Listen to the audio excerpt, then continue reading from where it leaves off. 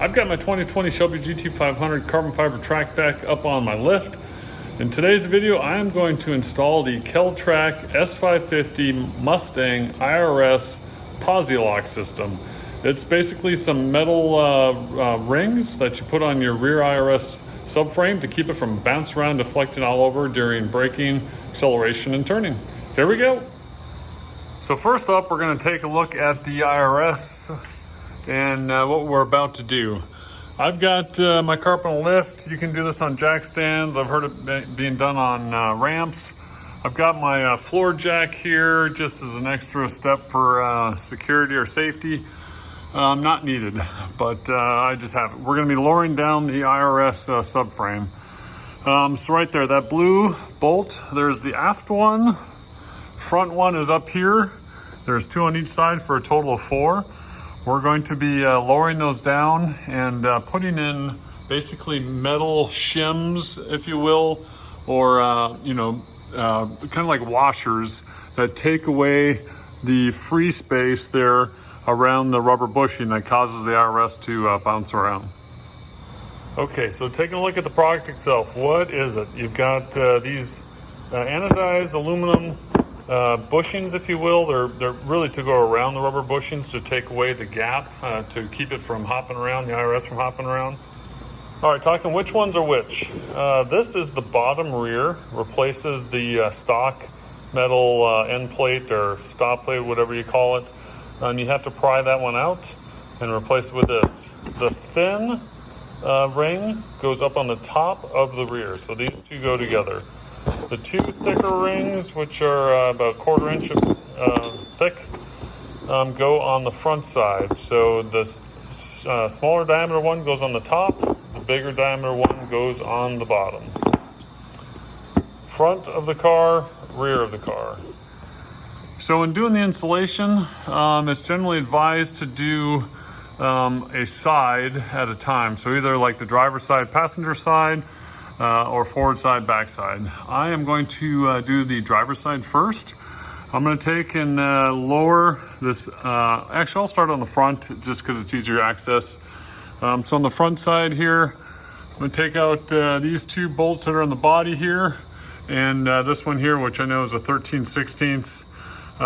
Lower this all the way down and then screw it back in for a couple of good few turns holding it, so that when I lower the back one here, it'll hang on the front bolt. So those two guys right there are 1/2 inch. Let's see if I can do this one-handed. There we go.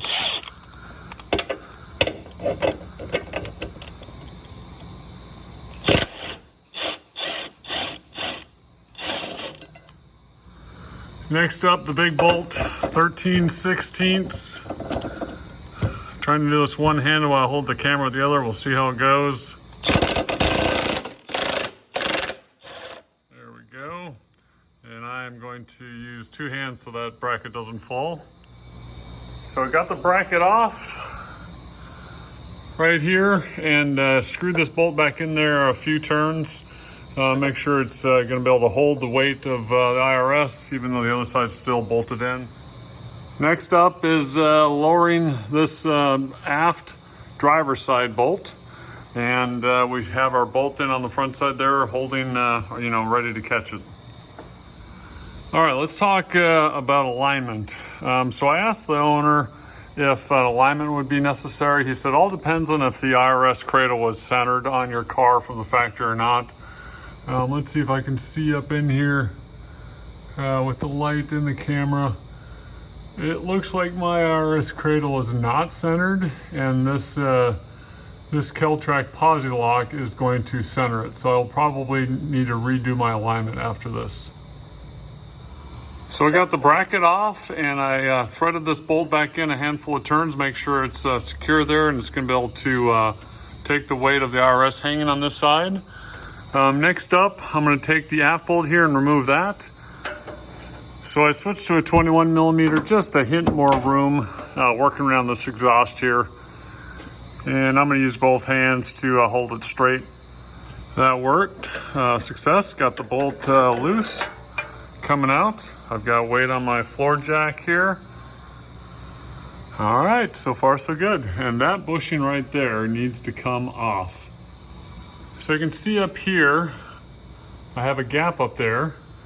The Irs is hanging on that bolt there, and I do have a little bit of weight on my floor jack, but it's mostly hanging this side on that bolt there. And that should give me plenty of room to work on both sides. Let's take a look at the other side. All right, taking a look at the other side, there's the bushing that needs to be replaced. And you can see how much gap I have. Maybe up top there, if I can get my camera up in there, right there, a lot of room. So getting that bushing out there is a bit of a challenge. I've removed the wheel and tire to get better access. There's nothing really good to pry against with a pry bar. There's that little lip right there, but it's not in a good position to pry against. I'm taking a wrench here, sticking it in. Let's see if I can zoom in there. Sticking in like this, and hitting it upwards to kind of work that down. It's moved a little bit. We'll see how it goes. It was a bit of a battle, but success. So this is the bushing that's pressed in from the bottom that pops out there. And I ended up just using a open box wrench here, this thing here, sticking it up in there and prying down along the edge as I was hitting it up on both the front and back side, and it finally popped out. I have the weight of the Irs support on this side with the jack stand. This is the thin upper ring in the back. You put that on top and center it over the serrated metal part. So it sits right up on top and centered. Make sure it doesn't get pinched. These Irs subframe bolts are considered one-time use bolts. Some people will reuse them, if the threads look good, not stretched out, not cross-threaded. I went ahead and just bought extra bolts. It was easy to do. My dealer got them in, so I got some new one-time use bolts to go back in.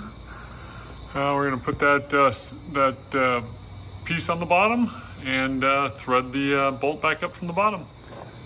This is the bottom bushing that replaces, or the bottom stop plate or whatever it's called, that replaces the one we pried out. Going to push that up through the bottom and secure it up into the frame.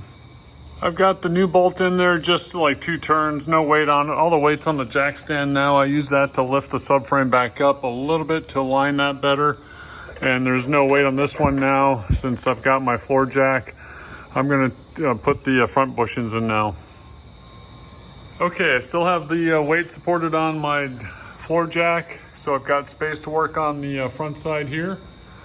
Using the 2 thicker rings, they're about 1/4 inch. The smaller of the 2 rings goes up top. See if I can do that one-handed while holding the camera. Make sure that's centered up there. And then the bottom one, just you can press that on. Those little rubber tabs that come down should hold it in place right there. And then we can get the bracket and the bolt and screw that up into the frame. So I got that all put back together up there and just snugged down, not fully torqued down. Put the bracket on, put those 2 bolts in there into the frame. And this one up, and again, just snugged everything down, didn't torque it down yet. I'm going to do the other side, but this side is done. You can see the bushings in there, taking out that space. So you can see the ones in the back, right there. Excellent. Passenger side is going much quicker because I've done this before now, so the wheel and tire took that off first. Took these 2 bolts out, got the bracket off, took this bolt out, fed it back in. Don't really need it with my floor jack, but that's just a secondary catch. And got the big bolt out of the back too. Next up is prying out that end plate there, that stop piece. Put a towel up there to catch the end plate there, and it popped right out this time. Just gave it some good whacks with my palm going up on the end of the wrench there, and it popped right out. Got the passenger side done, went much quicker after having done the driver's side. Got the bushings in there, new bolts. you tighten these down when all done. When I was just finishing up each side, I just hand tightened, got them nice and snug, and then you go back after the fact and torque them down to spec. You torque them in an X pattern, start one corner, go diagonally, and then back across. 129 foot-pounds of torque for the big IRS bolts, 41 for these bracket bolts. And it's time to put the wheels and tires back on and take this sucker for a drive. Got the car off the lift, it's outside. It's time to take this sucker for a drive and feel and hopefully capture the difference. I've got a camera mounted underneath the back. I'm not sure what it's going to capture or not, but hopefully it gets good footage. All right, all driving around. When going very slowly, slow speed, radio off, I can hear a minor creak back there, but any speed or radio on or engine up a little bit, you don't hear it. I'm gonna do a launch here. I'm in drag mode. So 2 foot launch, here we go.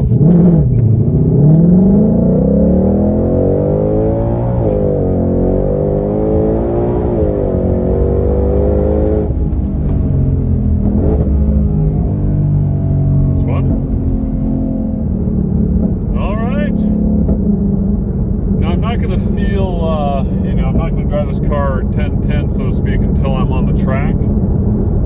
But it feels normal, good, solid. We'll see if I capture anything on the footage. I'm not sure. It's kind of dark under there, so I'm not sure what the camera's going to see. But worthwhile mod. Get rid of all the wiggle. So you're just taking away the bushing gaps. And talking with the owner of Kelltrac, he said he engineered those rings to put slight pressure on there as opposed to just filling the gap. So yeah, firm up the rear end. Good mod.